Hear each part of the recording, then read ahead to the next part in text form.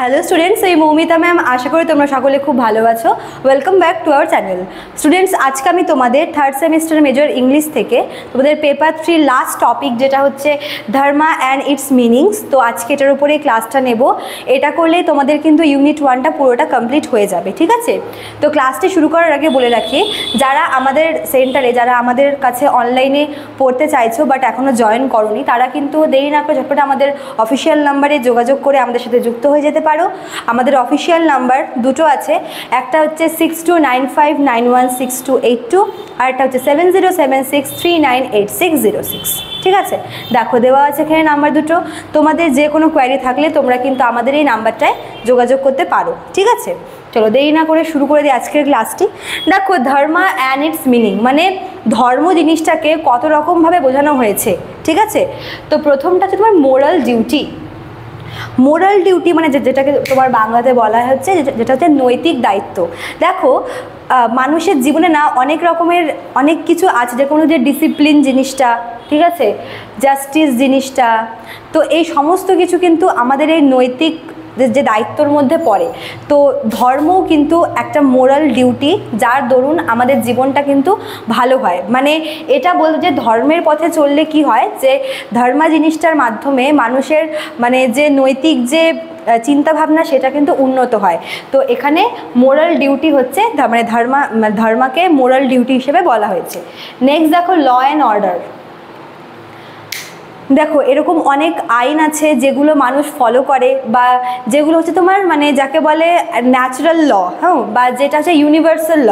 তো এই universal law and অর্ডারের মধ্যে কিন্তু ধর্ম একটা পড়ে। ধর্ম হচ্ছে এমন একটা মানে ধর্মকে আইনের সাথে মানে আইন বলা হয়েছে, যে এটা হচ্ছে এমন একটা আইন যে এটাকে ফলো করলে মানুষের জীবনটা কিন্তু ভালো হয়ে ওঠে।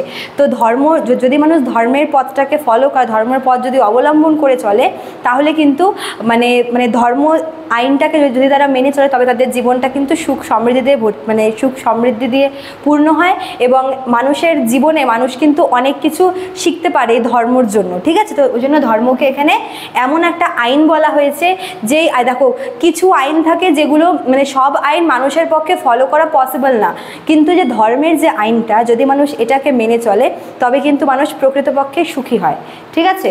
নেক্সট দেখো, 3 নাম্বারটা হচ্ছে রিলিজিয়ান বা ধর্ম।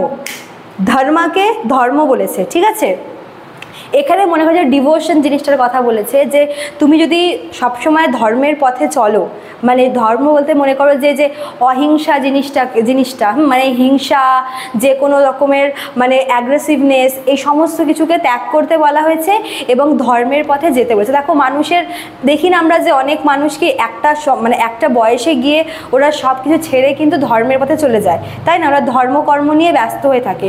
কেন? কারণ তারা মানে মনে করে যে এটাই হচ্ছে একমাত্র পথ যেখানে মানুষ প্রকৃতপক্ষে শান্তিটা পাবে। আলটিমেট যে পিস, সেটা কিন্তু এই ধর্মের দ্বারাই পাওয়া যায়।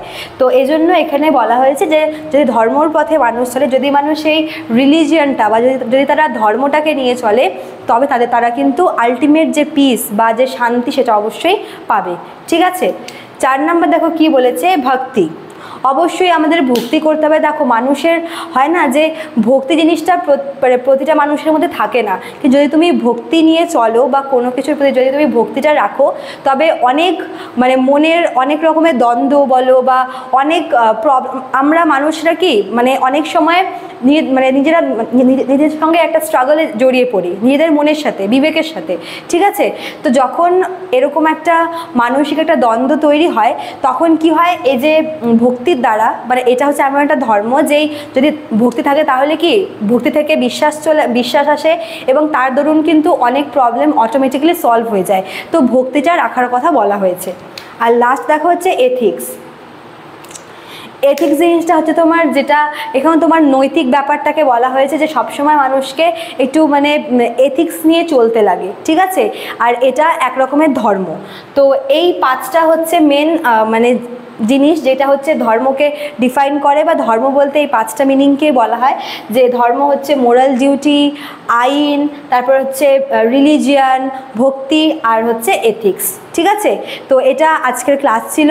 আমি খুবই শর্ট করে বলে, এবং টপিকটাও কিন্তু খুবই শর্ট। আশা করি তোমরা বুঝতে পারলে। ভালো লাগলে অবশ্যই লাইক কমেন্ট করবে, শেয়ার করবে। দেখা হচ্ছে নেক্সট ক্লাসে। Thank you.